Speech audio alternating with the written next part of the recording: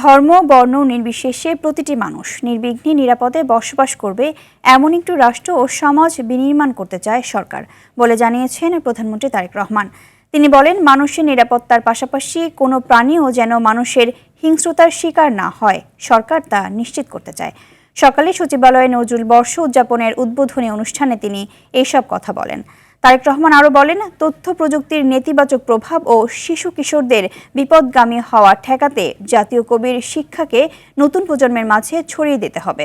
ময়মনসিংহের ত্রিশালকে নজরুল সিটি ঘোষণার সম্ভাব্যতা খতিয়ে দেখার জন্য নির্দেশনা দেওয়া হয়েছে বলেও জানান সরকার প্রধান।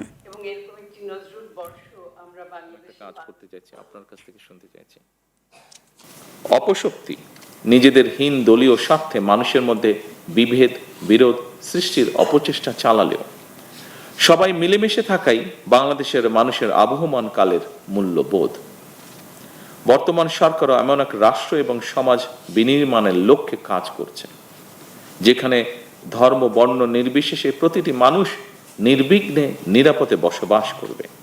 শুধু মানুষের এই নিরাপত্তা নয়, আসুন কোনো প্রাণীও মানুষের হিংস্রতার শিকার যেন না হয়, বর্তমান সরকার সেটিও নিশ্চিত করতে চায় এবং আপনাদের সকলের সহযোগিতায় সরকারের পক্ষে সম্ভব সেটিকে নিশ্চিত করা।